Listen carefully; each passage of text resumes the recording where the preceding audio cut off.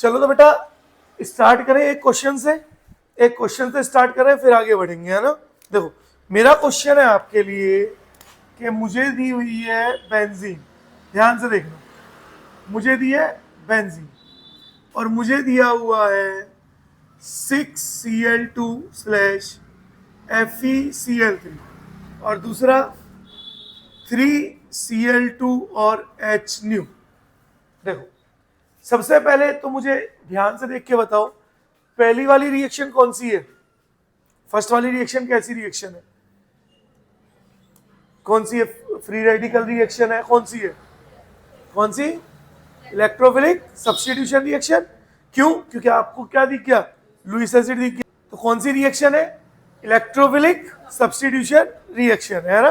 और electrophilic substitution में देखो क्या होगा, आपके 6 क्लोरीन है और हर जगह पे क्या हो जाएगा? एक एक क्लोरीन लग जाएगा। बोलो हाँ या ना। देखो एक एक जगह पर क्लोरीन लग गया। जरा बताओ इस कंपाउंड का नाम क्या था? हेक्सा, हाँ, क्लोरोबेंजीन।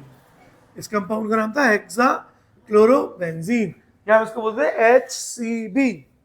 लेकिन जब हम लोग यहां पर Cl2 और H न्यू को यूज कर रहे हैं तो क्या हो रहा है? हेलोजिनेशन हो रहा है। कौन सी रिएक्शन हो रही है? फ्री रेडिकल सब्स्टिट्यूशन रिएक्शन हो रही है। और अब आपका देखो कंपाउंड क्या बनेगा?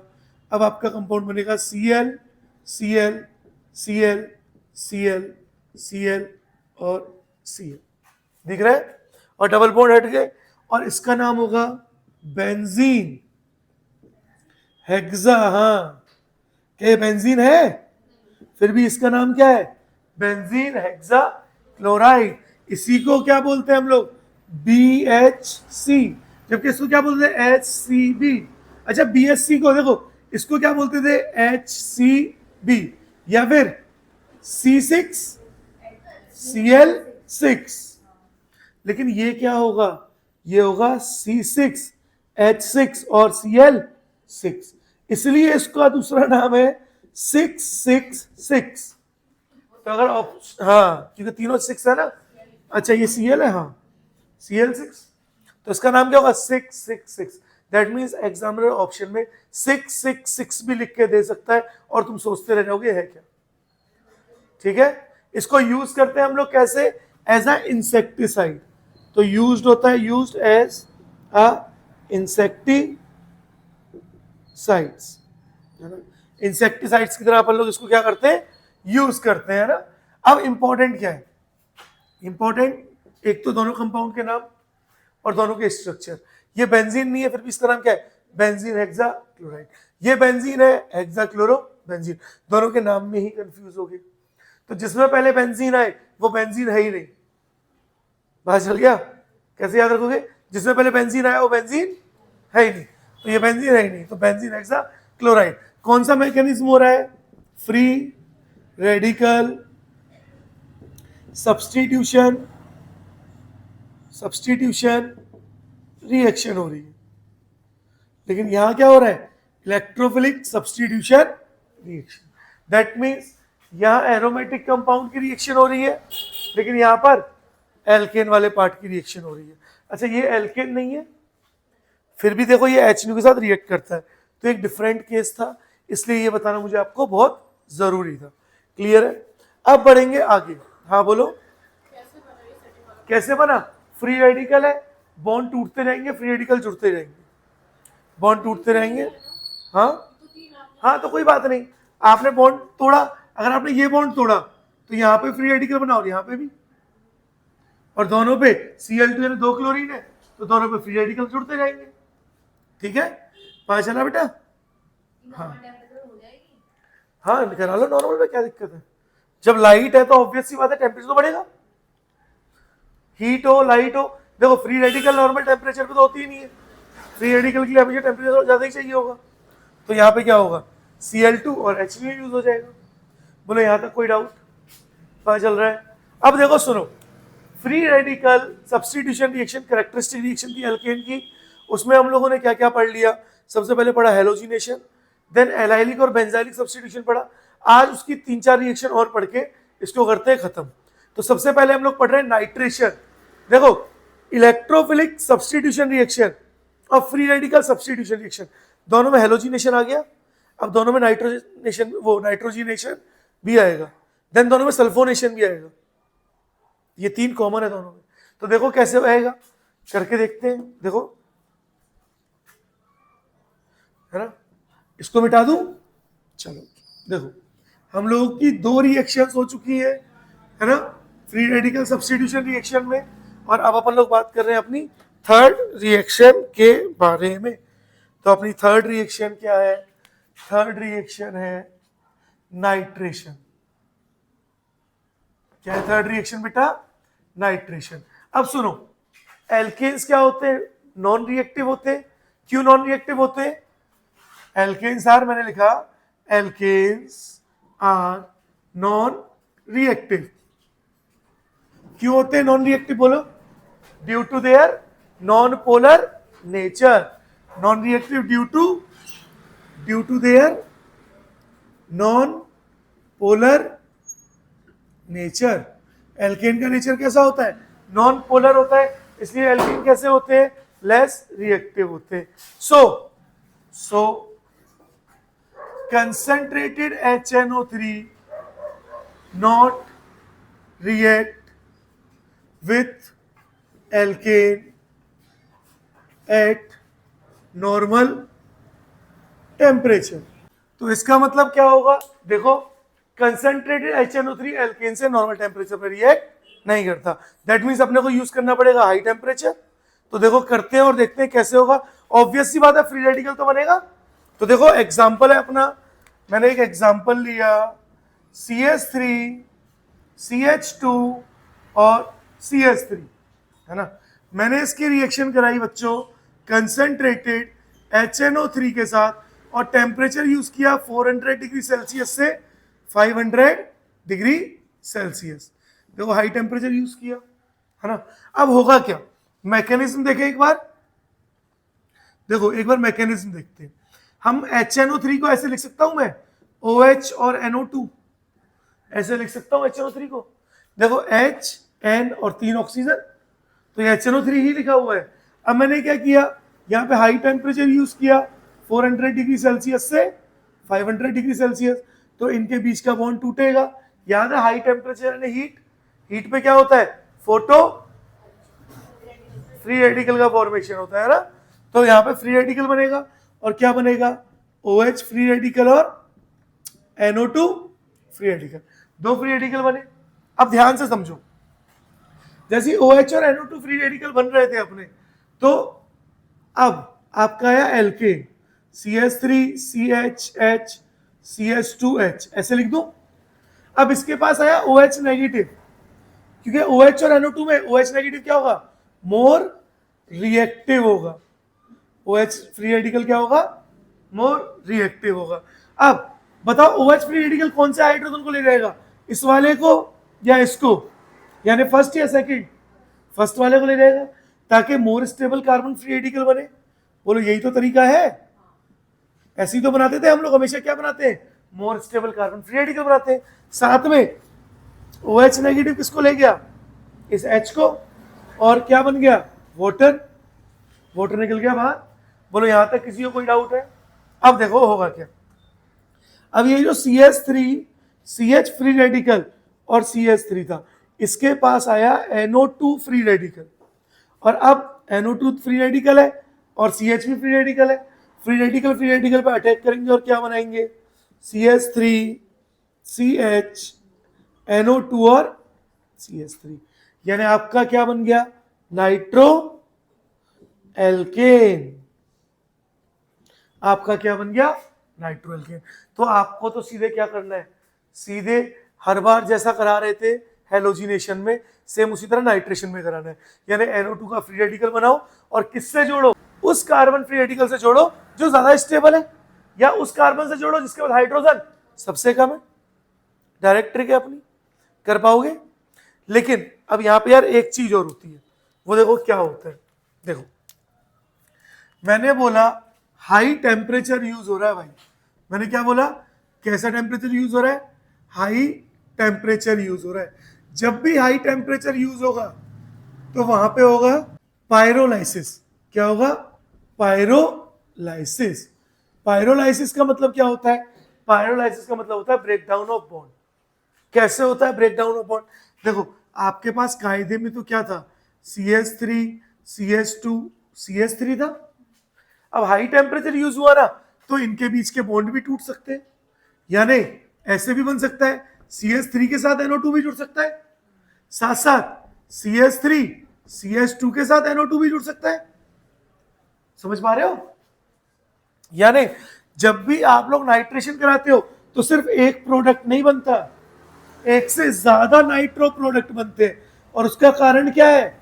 उसका कारण है पायरोलाइसिस। तो ये क्वेश्चन क्या आएगा कि जब भी हम लोग एल्केन का नाइट्रेशन कर रहे हैं तो more than one nitro alkene form हो रहे हैं। क्वेश्चन क्या आएगा? जब भी हम एल्केन का नाइट्रेशन करेंगे तो more than one nitro alkene form हो रहे हैं। और अगर एक से ज्यादा नाइट्रो एल्केन फॉर्म हो रहे हैं तो क्यों वो फॉर्म हो रहे हैं उसका रीजन पूछेंगे। तो रीजन क्या होगा? पायरोलाइसिस। क्लियर है? तो ये पूछा जाएगा, ये पता होना चाहिए। क्लियर है? अब सेम इसी तरह सल्फोनेशन होगा। अब सल्फोनेशन कराए, यहां तक जरा देखो, किसी को कोई भी डाउट है? पक्का नहीं है? चलो देखो, आगे बढ़ रहे हैं और बात कर रहे हैं किसके बारे में अपन लोग? सल्फोनेशन के बारे में बात कर रहे हैं ना।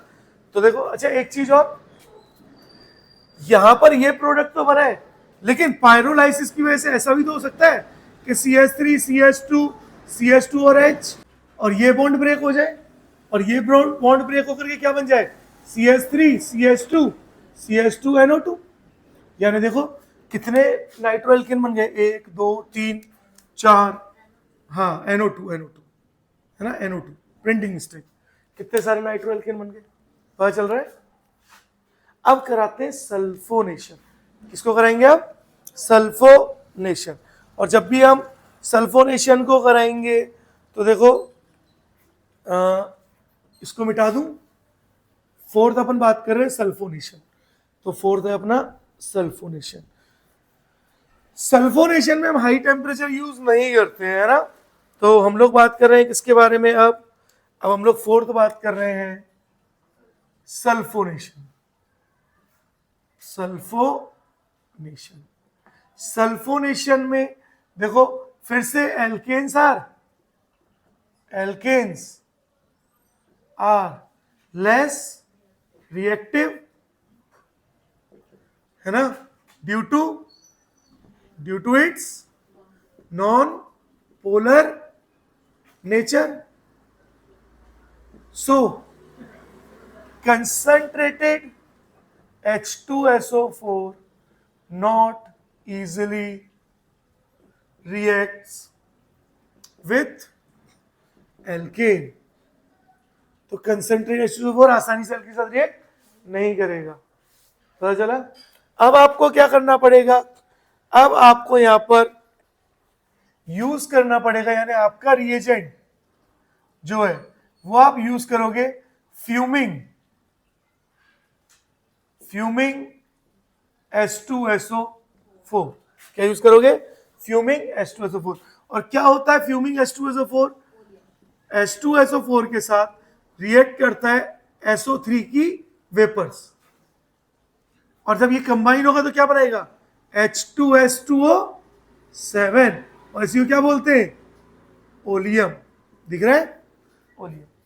तो हम इसको यूज करेंगे। अब कुछ नहीं करना, बस क्या करना है, जब भी आपको एल्केन मिलेगा, यानी CH3 CH2 CH3, जब भी आपको एल्केन मिलेगा तो याद करो, जब भी आप सल्फोनेशन कराते थे तो क्या जुड़ता था? SO3H। तो आपको बस क्या जोड़ देना है? SO3H जोड़ देना है। SO3H जुड़ा और CH3। अब यहां पर मोर देन वन प्रोडक्ट नहीं बनते नॉर्मली। क्यों? क्योंकि यहां पर क्या पायरोलाइसिस हो रही है? क्या हाई टेम्परेचर यूज हो रहा है? नहीं। तो आराम से कर पाओगे? पता चला? नेक्स्ट रिएक्शन पे अपन लोग आते हैं और अपन लोग बात करते हैं किसके बारे में?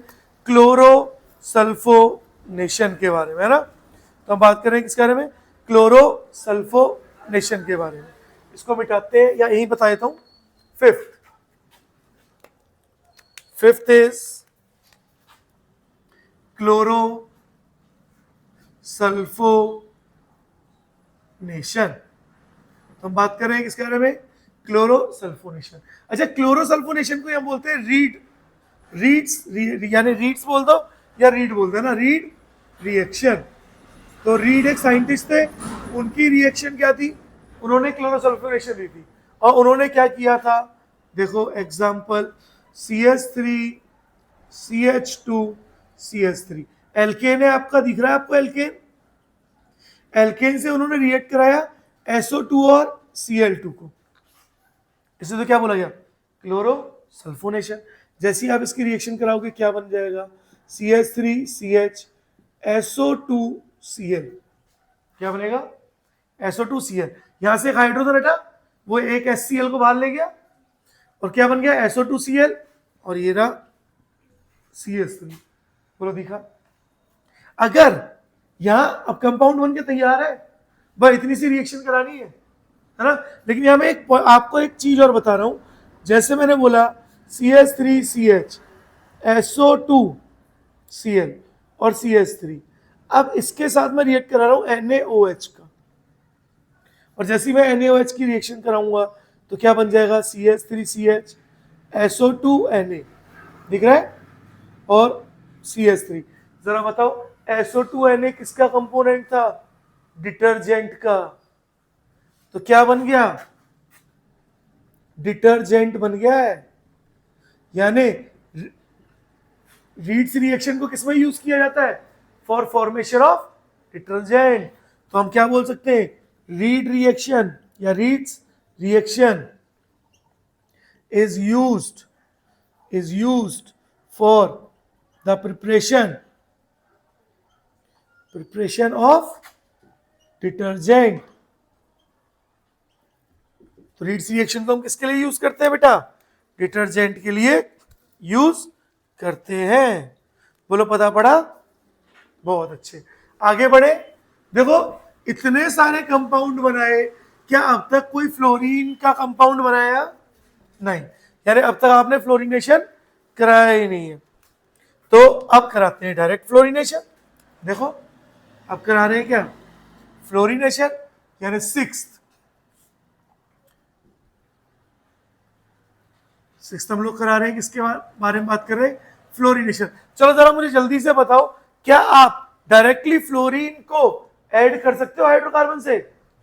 यानी अगर मैं बोलूं डायरेक्ट एडिशन, देखो चालू है, ऑफ फ्लोरीन,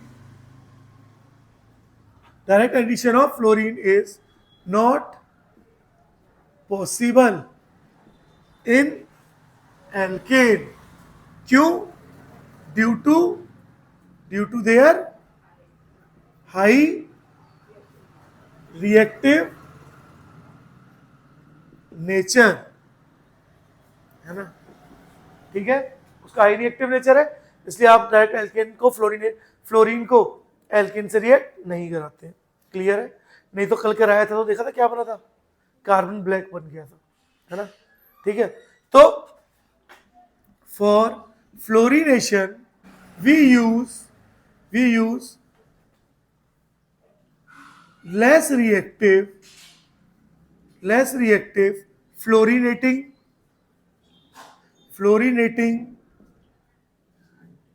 एजेंट। हम किसको यूज करते हैं? लेस रिएक्टिव फ्लोरिनेटिंग एजेंट को। और यहां पे आप सबसे कॉमन किसको यूज करते हो? COF3। CO इज कोबाल्ट, तो आप किसको यूज करोगे? COF3 को यूज करोगे। यानी अगर आपके पास एक एल्केन है CH4 और आप यूज कर रहे हो COF3 को, तो ये बना देगा CH3F। क्या बना देगा? CH3F। और क्या बचेगा? और बचेगा CO। ओ बेटा स्मॉल बनाना, CO कैपिटल हो गया ना, तो कार्बन मोनोऑक्साइड हो जाएगी, है ना? तो CO हमारा कोबाल्ट है, कार्बन मोनोऑक्साइड नहीं है, तो COF2 प्लस HF तो निकलेगा ही निकलेगा। तो ये क्वेश्चन पूछा रहेगा यहां से कि अगर आप एल्केन का फ्लोरिनेशन कराओगे तो आप कौन सा रिएजेंट यूज करोगे? बोलो बता दोगे? पक्का? आसान है? अरे बोलो, शाबाश। तो तो देखो अब हम पढ़ रहे हैं हमारी लास्ट रिएक्शन, रिएक्शन नंबर 7 जो है हमारी, उठ जाएगा बाद में, 7 है हमारी हुन्स डिकर्स रिएक्शन, हुन्स डिकर रिएक्शन, उठा ले, हुन्स डिकर HUN, हाँ हुन्स डिकर रिएक्शन। अब देखो इस रिएक्शन में क्या होगा, आप silver salt of carboxylic acid को यूज करोगे, है ना, तो आप यूज कर रहे हो किसको, silver salt of carboxylic acid, जैसे मैंने बोल दिया CH3COOH, तो this is silver salt of carboxylic acid. आप silver salt of carboxylic acid को यूज करोगे और इसकी रिएक्शन कराओगे Br2 से। अब ये रिएक्शन पहचाननी बड़ी मुश्किल है, हम कंफ्यूज हो जाते हैं, तो याद रखना जब भी silver salt of carboxylic acid मिल रहा है और उसको Br2 से रिएक्ट करा रहे हैं तो होगा क्या, यहाँ पे भी फ्री, ये सारे के सारे जो है ना सब फ्री रेडिकल मैकेनिज्म है। अब मैं ज्यादा करा के नहीं दिखा रहा हूँ राम कहानी, कि उसकी जरूरत नहीं है अपने को। तो क्या बन जाएगा, CH3Br बन जाएगा, यानी एक Br किससे जुड़ा, CH3 से, एक Br किससे जुड़ेगा, Ag से, यानी सिल्वर ब्रोमाइड। अब कौन बचा, COO यानी CO2, 2 ऑक्सीजन है ना, तो CO का मतलब साथ में क्या निकला, CO2। तो आपसे क्या पूछा जाएगा, आपको ये रिएक्शन दे दी जाएगी और बोलेगा कि कौन सी गैस रिलीज हो रही है, प्रोडक्ट क्या बन रहा है, बोलो बता दोगे, अरे बोलो, बहुत अच्छे। अब देखो यहाँ पे एक चीज और देखो कि हुन्स डिकर रिएक्शन में एक मॉडिफिकेशन भी किया गया है ना, आगे जा करके हुन्स डिकर रिएक्शन में एक मॉडिफिकेशन किया गया और आपका यूज किया गया, मैं लिख देता हूं CH3COOH, सीधे कार्बोक्सिलिक एसिड लिया और कार्बोक्सिलिक एसिड में मरकरी ऑक्साइड और Br2 की रिएक्शन कराएंगे। अगर मरकरी ऑक्साइड है तो भी इसका मतलब कौन सी रिएक्शन हो रही है, हुन्स डिकर रिएक्शन हो रही है। ये क्या है, एक तरह का मॉडिफिकेशन है, पहले तो सिल्वर सॉल्ट बना रहे थे फिर रिएक्ट करा रहे थे, लेकिन सिल्वर सॉल्ट बनाने की जरूरत ही नहीं है, अब मरकरी ऑक्साइड को यूज करो, सीधे प्रोडक्ट बनाओ। तो क्या बनेगा, CH3Br, CO2, HgBr और साथ में हाइड्रोजन है ना, तो H2O भी बनेगा, पता पड़ा। तो this reaction is the modification of